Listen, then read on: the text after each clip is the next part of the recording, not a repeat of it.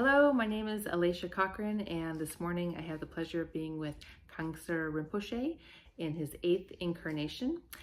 Kangser Rinpoche earned a bachelor's and master's degree as well as a PhD in Buddhist philosophy.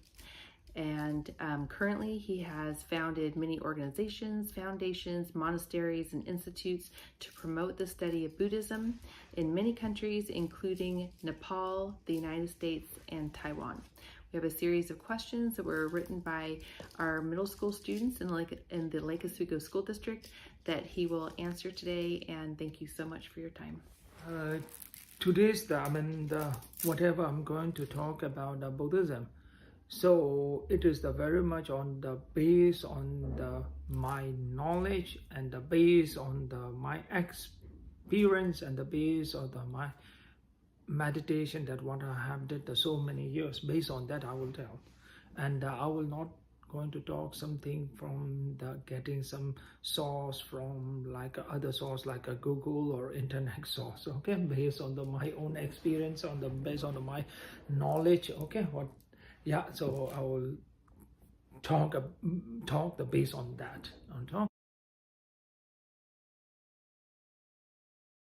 So now the core value of the Buddhism. When you look at the Buddhism, the core value, we can see the two things are the core value of the Buddhism. Buddhism core value, two things are that the Buddhism, it's very much based on the compassion and the wisdom. That means the Buddhism promote, or the Buddhism encourage the people to be more compassionate, also be more smart. But sometimes when you become too compassionate to the others, and if you are not smart, you will get deceived by the other. If you are too smart but you are not very compassionate, you will deceive other, and then you will cheat other. So core value, I can say, the Buddhism is to use the brain and the heart, both.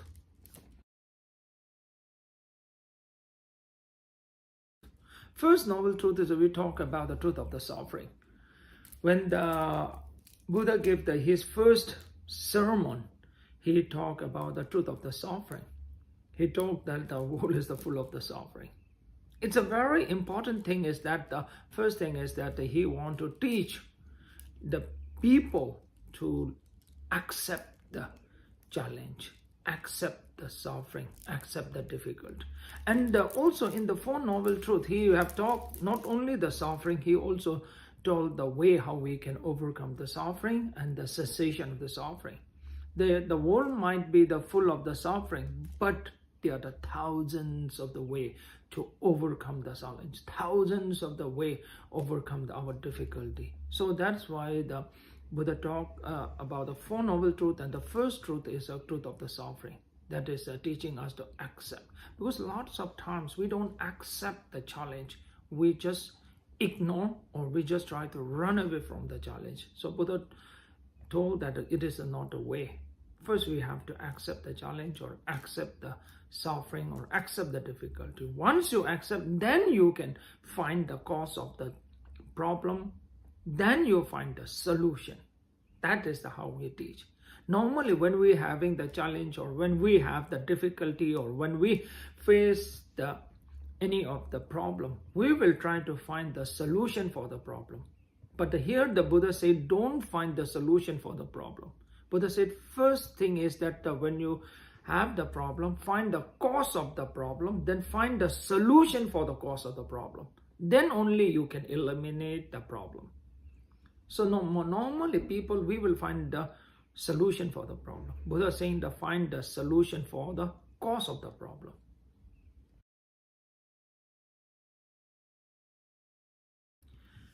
Nirvana is a very simple way. Buddha explained that nirvana is the ultimate peace or ultimate joy. So that means that nirvana means look into yourself. And right now, when you look into yourself, that in the day, how long do you feel the peace in your mind? How long? How long you will feel the joy? Maybe 1 hour, 2 hours. But the nirvana is such a state. 24 hours, you have to mentally feel a peace. You will feel a peace. Even if your house is burning with a fire, still you are feeling the peace inside. That does not mean that if you achieve the nirvana if your house get caught by the fire, it does not mean that ignore it. Okay, you have to run and extinguish the fire when your houses get caught by the fire. But the nirvana is such a state that you will, even like that situation, you will feel like a mentally very peaceful. So that is the nirvana. So now, how does the one achieve the nirvana? It's a very simple way. How to achieve the nirvana is there is one way how to achieve the nirvana. Train your mind. With the training your mind, then only you can achieve the nirvana.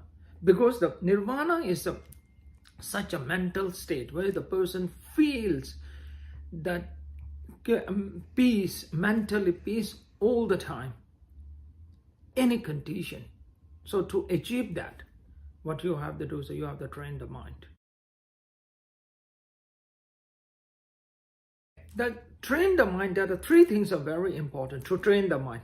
Number one, discipline. Number two, wisdom. Number three, the meditation. Right now, the people thinks that to train the mind, they feel the meditation is only the meditation. No. First is not a meditation. First is a discipline. Once you cannot follow the discipline, then you cannot train the mind at all. Even you meditate 100 years, nothing will happen. So first key point is a discipline. Then the meditation, but still you have to have the wisdom. Practice increase your wisdom. It's a very important. So to train your mind. So training the mind, there are the three key points are there: meditation, wisdom, and the discipline.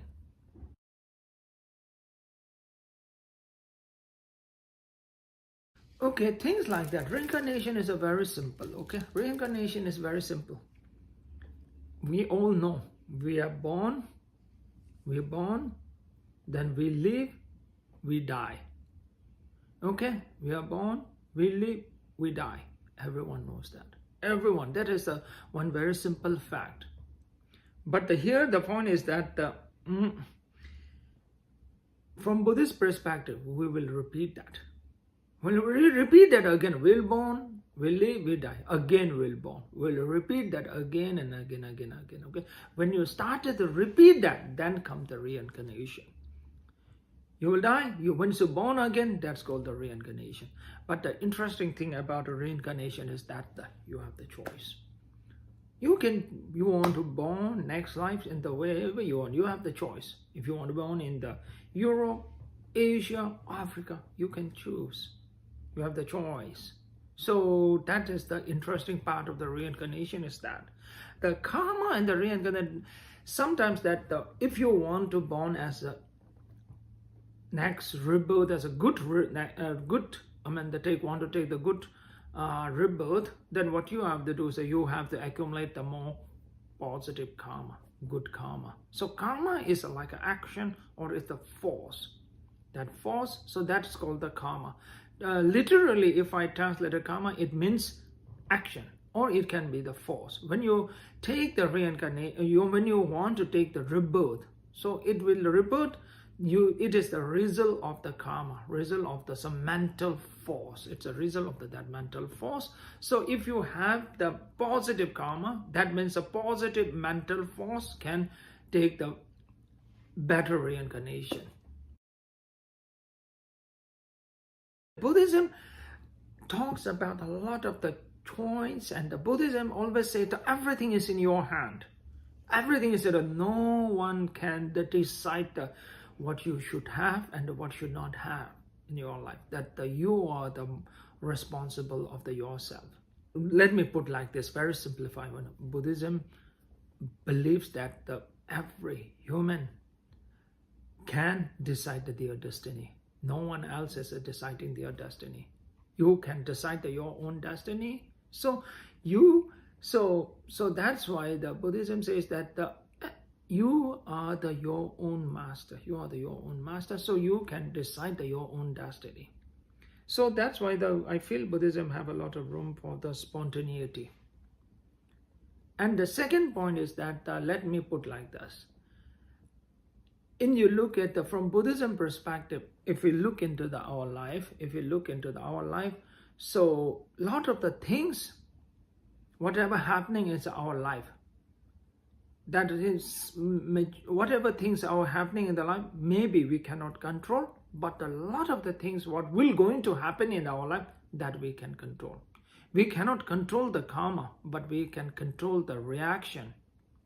So that's the thing is that, so that's why the future is very much in our hand. So that's why I feel Buddhism have a lot of the room for the spontaneity. Not only the culture, from Buddhist perspective, whatever you see, you can learn a lot of the things. Whatever you hear, you can learn a lot of things. Only thing is that you should have that capability to see the good things. Even they might have a very good cultures and the very good things. If you don't have that capability to see the good things, then you will learn nothing. If you have the capability to see the good thing, then whatever you see, you can learn a lot of things. Like one of the great master, he said, he have sing a song, and one song, he said that for him, whatever he see, he will get a lot of the advices. So he don't need any books. Whatever he see, the natural things and the whole surrounding, he will get a lot of the advice from it. So that's the same thing, that the most important thing, that you should have the good capability to see the good things. That's the very important, that you should develop the wisdom. So once you have generated the right wisdom, then you can see a lot of the good things in the culture, good things of the people's behavior, good things in the whole naturals, the surroundings. So then you can learn from it. Why do monks shave the heads? Very good question. Okay, why do monks shave the heads? Is maybe because that can save the expense of the buying a shampoo. When you shave the head, then you don't have to buy the shampoo.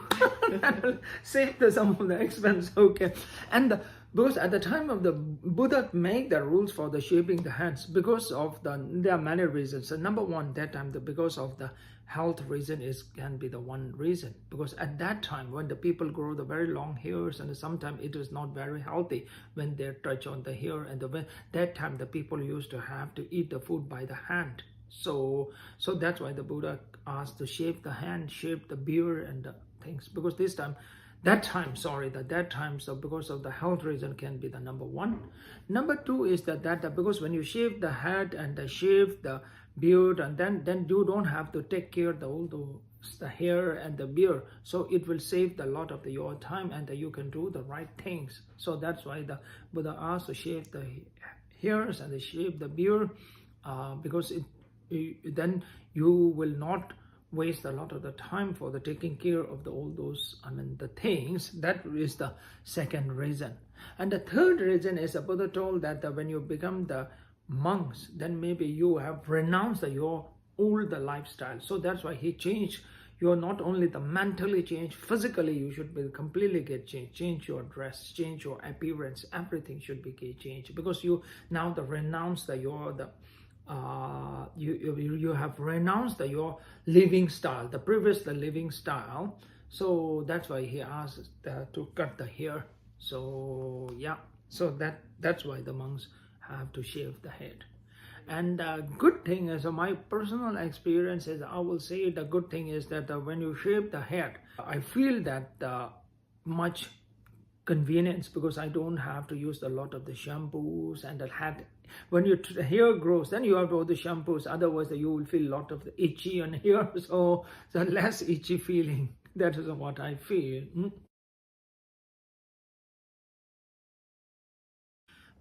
Very nice question. If mosquito runs your arm, I will not say ethical to kill, but I always tell the people that if the mosquito come under your arm, the first thing is give the one chance to the mosquito. Just shove or chase the mosquito away. Just give the one chance to the mosquito to leave. Second time it comes again, then you can decide what you have to do. As a Buddhist monk, we always have to give the thousands of the chances to mosquito to live. So if you are not a Buddhist, very serious practitioner or Buddhist practitioner, then I will suggest you at least give a mosquito really deserve at least the one chance to live, survive. So at least you can chase away the mosquito. But I will not say that it's ethical kill or not.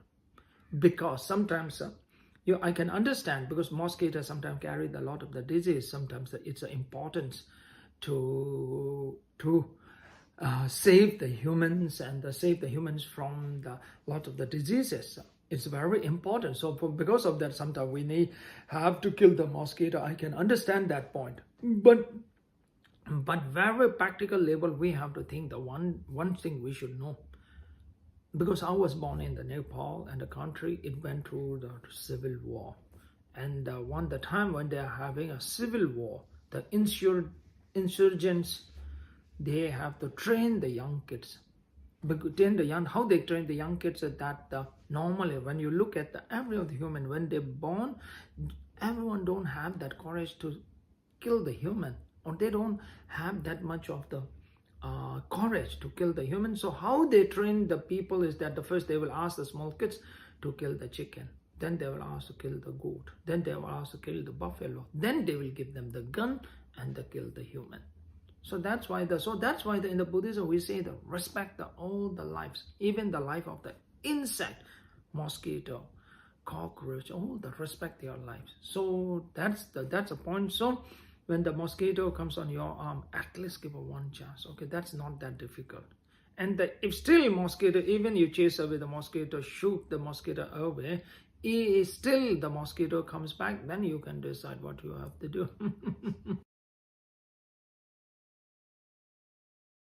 The monks color can be very different. Like this red or orange or blue or the brown, and they will wear the different colors and the robe.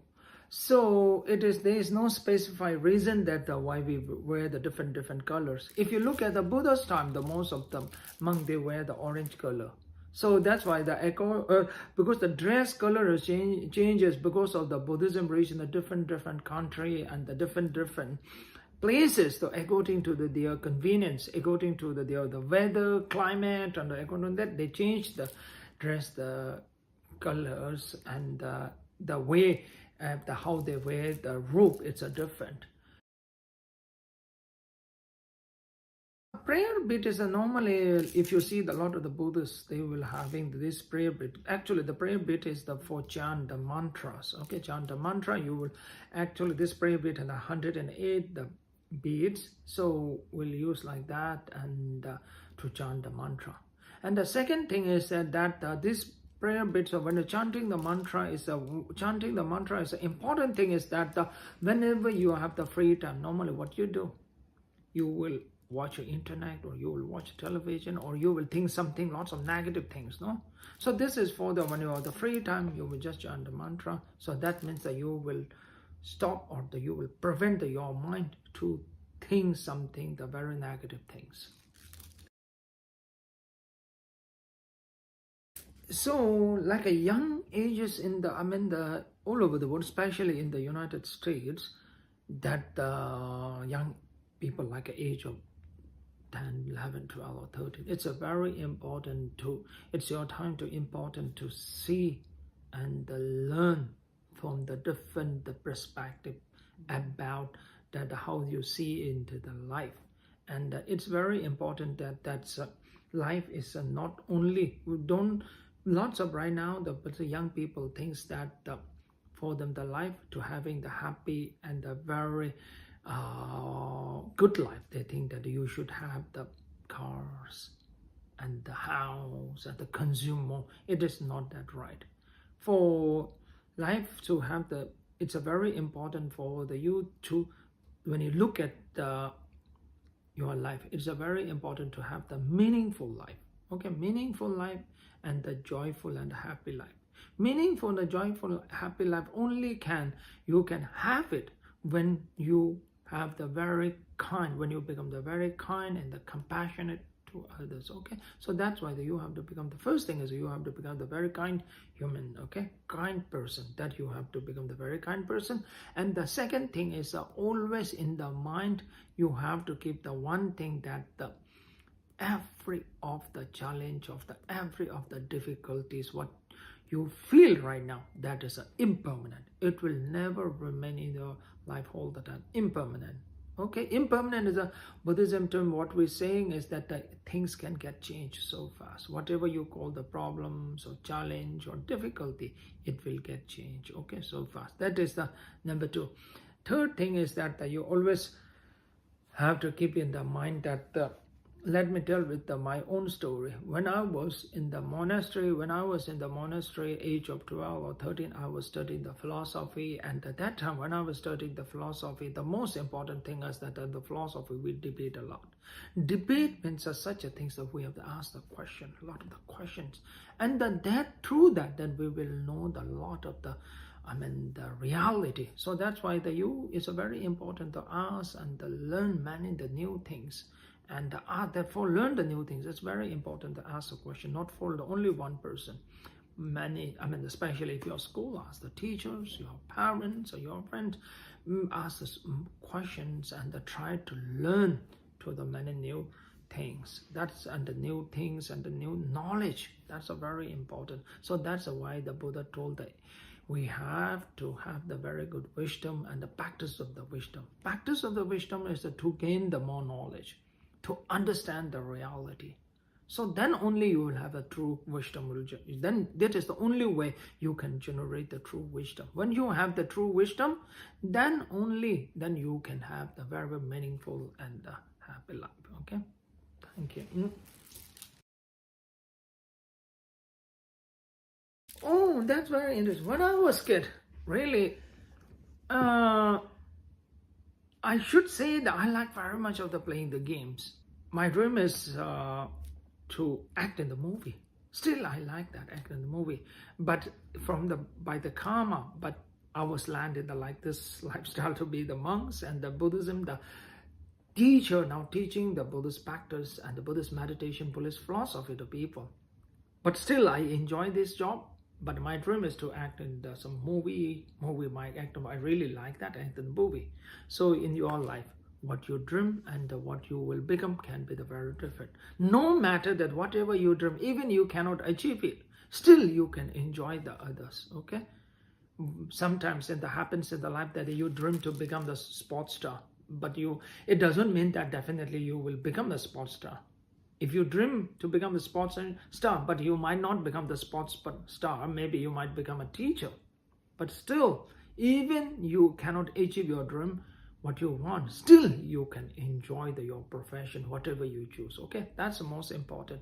I really enjoy being the profession of the Buddhist teacher and the Buddhist master. I really enjoy it because in this, as my profession, I met a lot of the peoples and I encountered a lot of the different culture and lots of the different people. So really, I enjoy it. Still, I have the dream and I have the wish to act in the movie. See what's happening in the future. Thank you so much for your time this morning. Very appreciated. Thank you.